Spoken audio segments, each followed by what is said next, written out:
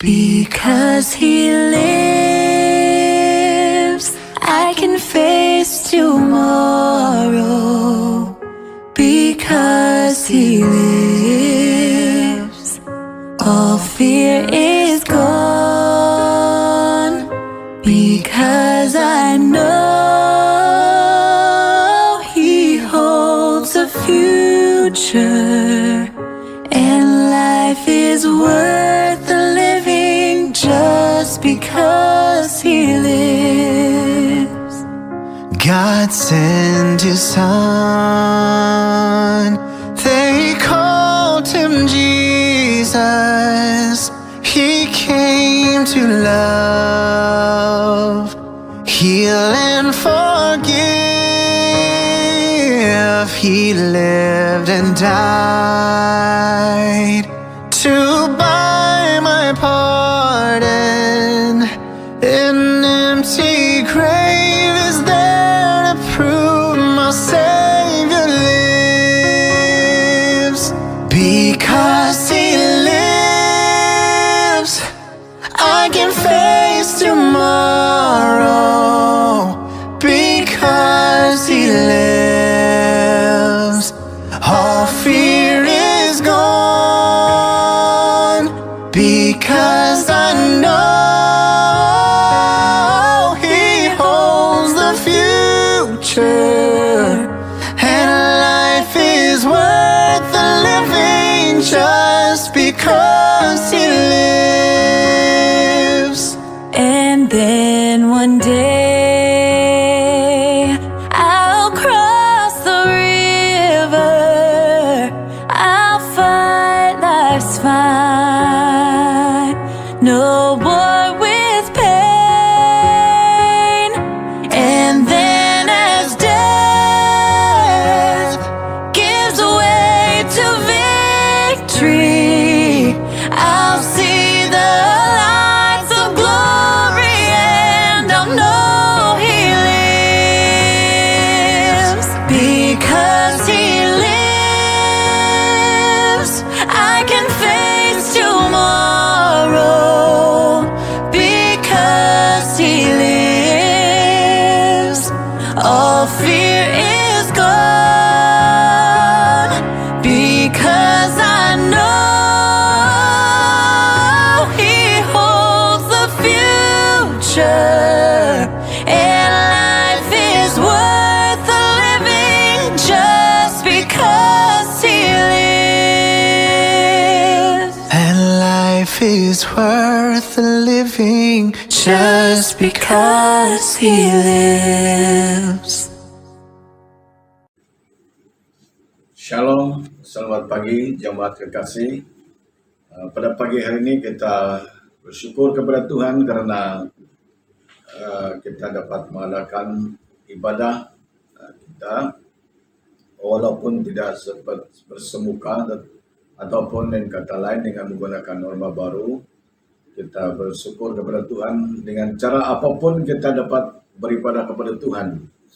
Jadi untuk itu pada pagi hari ini kita akan belajar firman Tuhan yang saya buat temanya yaitu tentang kebangkitan Tuhan Yesus Kristus. Kemarin saya berbicara tentang beberapa ucapan Tuhan Yesus di kayu salib, ketujuh ucapan Tuhan Yesus di kayu salib, dan pada pagi hari ini saya berbicara kepada kita tentang kebangkitan Tuhan Yesus Kristus.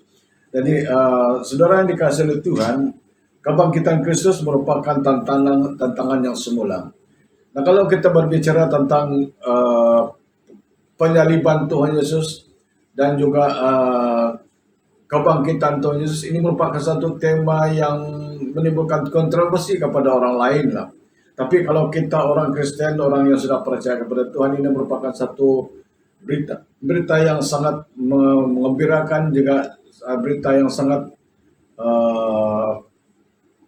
kita muliakan, sebab itu adalah kekuatan Tuhan kita. Jadi kebangkitan Kristus merupakan tantangan dari semula, dan orang-orang berusaha untuk meniadakan kebangkitan Tuhan Yesus kepada orang-orang yang bukan Kristen. Jadi mereka katakan bahwa yang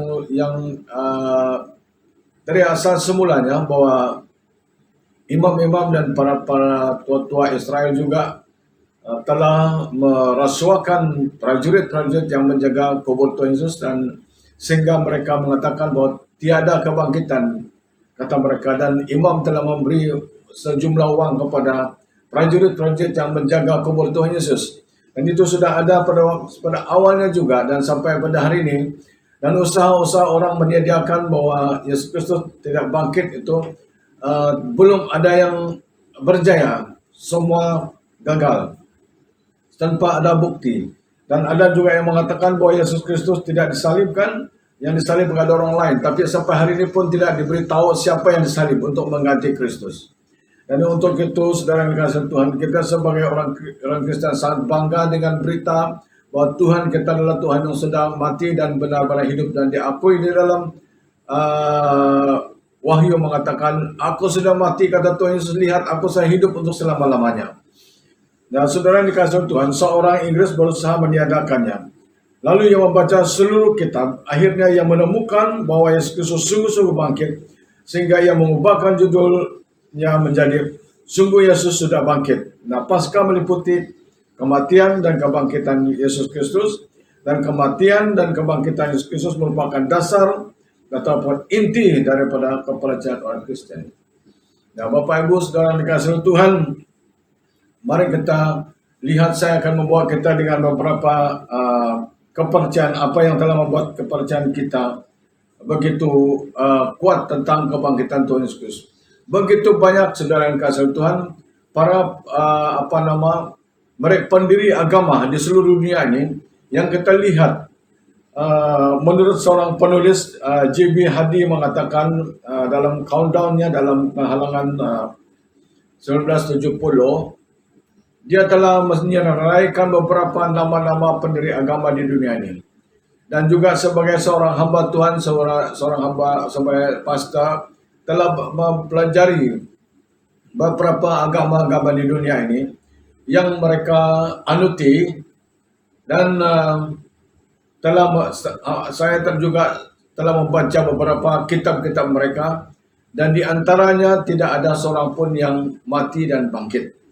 Nah, seorang yang bernama J.B. Hardy telah membuat satu sendara yang panjang berkaitan dengan pendiri-pendiri agama yang mereka anuti itu, ketua-ketua mereka yang telah membuat mendiri agama mereka, seperti Confucius. Makam Confucius ditempati, dapat dilihat ada masih sekarang. Dan makam Buddha ditempati, ada masih sekarang. Dan makam Muhammad yang dipercayakan oleh orang Islam juga, makamnya masih ada dan tubuhnya masih ada di dalam kuburnya sampai hari ini. Dan makam nabi-nabi lain, baik itu nabi dalam agama lain maupun nabi dalam Alkitab kita, termasuk nabi-nabi yang dalam Alkitab kita, makam mereka ditempati, ada tubuh mereka di dalam itu. Tetapi makam Yesus kosong, tidak ada, sebab sudah bangkit. Itu diakui oleh kubur itu sendiri. Sebab waktu mereka melihat kubur itu, terjadilah gempa bumi, dan ada seorang malaikat telah menggulingkan batu itu, dan mereka itu bertanya kepada mereka, apa yang kamu cari? Dan mereka mencari Yesus Kristus yang disalib, yang mati, dikuburkan. Malaikat itu mengatakan, dia tidak ada di sini, dia sudah bangkit. Dan dia beri masa bagi mereka untuk menjadi saksi. Lihat, masuk dan lihat. Dan semua mereka lihat dan betul-betul kosong. Dan tempat kain-kain itu sudah disimpan begitu rapi di situ saja. Jadi saudara yang kasih Tuhan, dalam dunia ini hanya satu saja manusia yang mati dan bangkit kembali, itu Yesus Kristus, Anak Allah yang hidup. Jadi saudara yang dikasih Tuhan,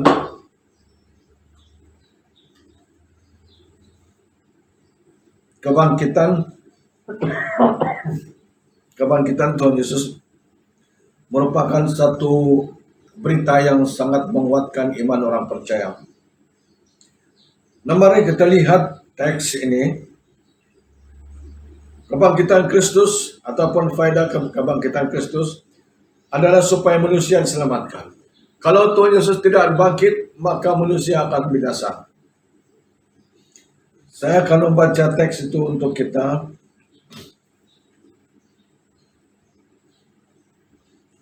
Terdapat dalam 1 Korintus bab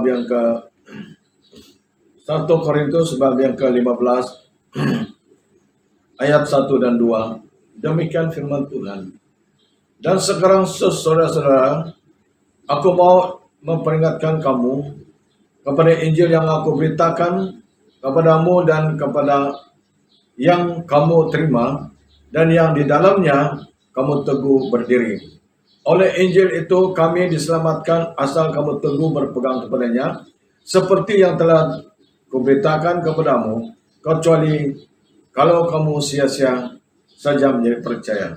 Jadi sini Rasul Paulus berbicara tentang kebangkitan Kristus dan telah mau meneguhkan iman orang-orang Kristen di Korintus bahwa apa yang telah mereka dengar itu adalah satu kenyataan yang benar. Jadi orang Kristen menyembah kepada Allah yang hidup, tetapi jika ia terus mati, ia bukan lagi Allah. Jadi saudara yang dikasihi Tuhan, begitu banyak saksi-saksi yang telah melihat Yesus telah bangkit, dan diantaranya malaikat-malaikat dan juga murid-murid Tuhan Yesus yang telah melihat itu, dan kubur itu sendiri kosong. Dan malaikat itu tidak menyekat mereka yang melihat itu. Dia panggil mereka masuk, sila masuk dan lihat kubur itu kosong.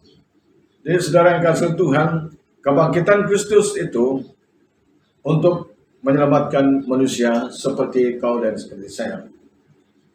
Yang kedua, faedah kebangkitan Kristus berkuasa merubahkan kehidupan orang-orang yang percaya sehingga menjadi ciptaan baru dan menjadi serupa dengan Yesus.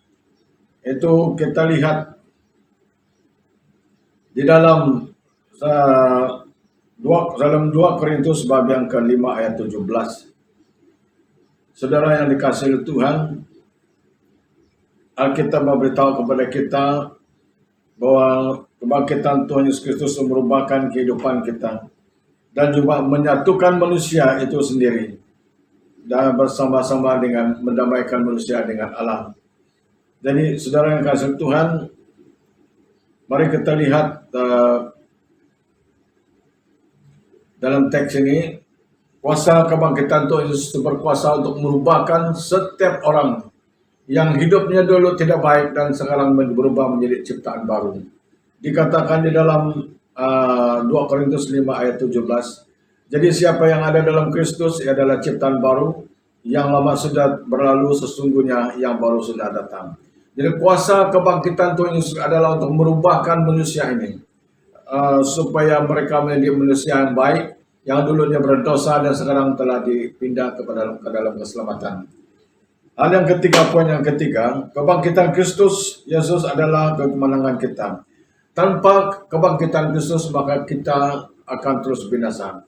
Jadi oleh karena kebangkitannya telah membawa kita kepada kemenangan. Kita hanya berkemenangan atas kemenangan Yesus Kristus. Ia menang atas dosa, menang atas maut, walaupun mati bangkit lagi. Itu ditulis di dalam 1 Korintus bab yang ke-15 juga. 1 Korintus bab yang ke-15 ayat yang ke-54. Saya akan membaca untuk kita. Dan sesudah yang dapat binasa ini mengalahkan yang tidak binasa, dan yang dapat mati mengalahkan yang tidak dapat mati, maka akan genaplah firman Tuhan yang tertulis, maut telah ditelan dalam kemenangan. Hai maut, di manakah kemenanganmu? Dan hai maut, di manakah sengatmu? Kuasa kebangkitan Tuhan Yesus telah memberi kemenangan kebebasan bagi umat manusia yang percaya kepadanya. Kita sebagai orang Kristen, pengikut Tuhan Yesus, sangat bersyukur dan kita merasa sangat bangga memiliki Tuhan, kekuatan yang seperti itu yang telah membawa kita kepada kemenangan. Dan kuasa kebangkitannya juga telah merubahkan manusia menjadi manusia, membawa manusia itu yang berdosa dan kepada satu ciptaan baru. Dan Selain daripada itu, bukan itu saja, tapi manusia telah diberi kemenangan atas kuasa maut dan alam maut. Poin yang ketiga, faedah kebangkitan Tuhan Yesus. Jadi walaupun orang Kristen mati namun bangkit lagi. 1 Korintus bab yang ke-15 yang kita baca tadi, ayat yang ke-12. Saya akan baca itu untuk kita. Ayat yang ke-12, Bapak Ibu Saudara kasih Tuhan. Demikian firman Tuhan. Jadi bila mana kami beritakan bahwa Yesus dibangkitkan dari antara orang mati, bagaimana mungkin ada yang di antara kamu yang mengatakan bahwa tidak ada kebangkitan orang mati? Ini merupakan ideologi orang yang tidak percaya. Jadi Bapak Ibu Saudara yang kasih Tuhan, seperti Yesus Kristus mati lalu bangkit, demikianlah orang yang percaya kepada Tuhan Yesus akan bangkit walaupun dia mati.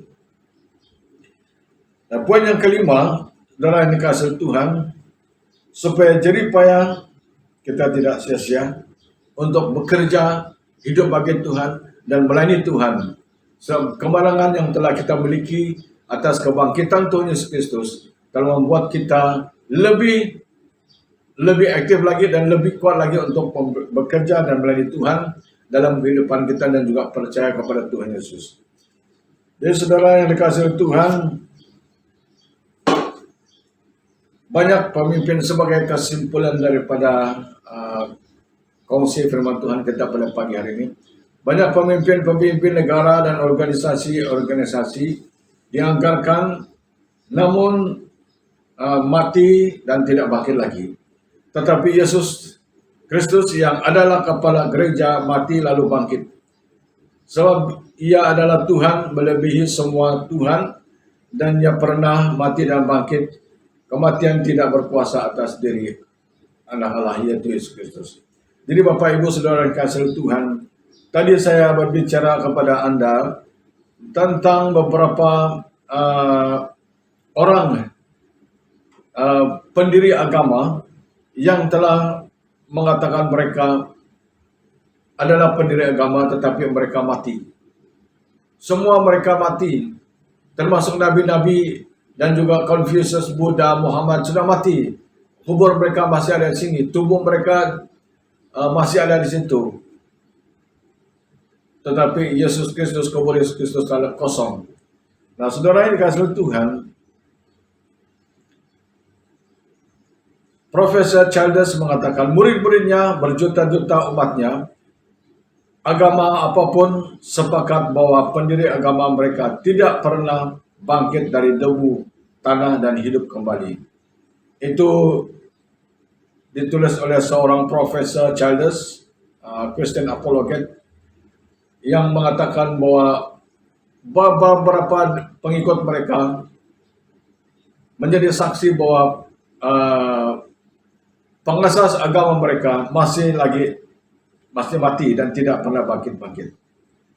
Dan tidak ada tanda, ini juga Profesor Childers juga mengatakan, tidak ada tanda sedikit pun dalam kitab suci atau penjelasan kitab suci Pali atau sejauh yang saya ketahui, kata Profesor ini, dalam buku-buku Pali itu berbicara tentang Confucius, tidak pernah bangkit. Sebab itu kepercayaan mereka itu hanya begitu saja dan sebab kubur pengasas agama mereka masih ada. Dan semua pengasas agama yang lain itu kubur mereka ada dan tubuh mereka masih ada di situ. Dan Yesus Kristus kuburnya sudah kosong. Itu sebabnya Stephen Tong mengatakan seperti ini. Saya suka dengan ungkapan Stephen Tong mengatakan seperti ini. Kubur Yesus kosong, makanya hati umatnya berisi ataupun ada isi. Sedangkan kuburan dari pemimpin-pemimpin agama lain berisi, masih ada mayat mereka di situ. Itu sebabnya hati umatnya kosong. Tidak ada harapan, maksudnya tidak ada harapan tentang hidup. Jadi Bapak Ibu Saudara yang dikasihi Tuhan, kita pada hari ini bangga memiliki Tuhan seperti Yesus Kristus yang telah mati dan bangkit kembali. Dan kebangkitan Yesus Kristus pertama kebangkitan Tuhan Yesus itu yaitu untuk menyelamatkan manusia. Yang kedua, berkuasa merubahkan kehidupan. Kebangkitan yang Yesus juga, kebangkitan Yesus adalah kemenangan, kita memberi kita kemenangan di atas segala kuasa maut, dan kehidupan kita sebagai umat Kristen yang sudah percaya kepada Tuhan, kitalah yang menjadi saksi dan memberitakan tentang kematian Tuhan Yesus Kristus dan kebangkitannya. Jadi Bapak Ibu Saudara yang dikasihi oleh Tuhan, firman Tuhan yang saya akan sampaikan, kongsikan kepada kita pada pagi hari ini tentang kebangkitan Kristus yang telah memberi kita kemenangan. Mari kita berdoa. Kami bersyukur kepada Tuhan pada pagi hari ini karena kami dapat belajar sedikit dari firman Tuhan dan berkaitan dengan kematian dan kebangkitan-Mu ya Tuhan Yesus. Terima kasih Tuhan karena kesempatan ini kami dapat menyajikan beberapa poin daripada kebangkitan Kristus daripada kubur yang telah mati dan dikuburkan, dan pada pagi hari ini kami belajar tentang kebangkitan-Mu dan apa faedah daripada kebangkitan Tuhan. Karena tanpa kebangkitan-Mu Tuhan Yesus bahwa manusia harus binasa. Terima kasih Tuhan karena Engkau mengasihi kami dan kekuatan-Mu sebagai Tuhan yang telah bangkit dari antara orang mati dan memberi harapan bagi orang-orang percaya kepada-Mu bahwa suatu ketika kami juga akan bangkit seperti mana yang Tuhan telah janjikan dalam firman-Mu. Terima kasih Bapa. Doa dan ucapan syukur kami dalam nama Tuhan Yesus Kristus kami mengucap syukur. Amin. Tuhan memberkati.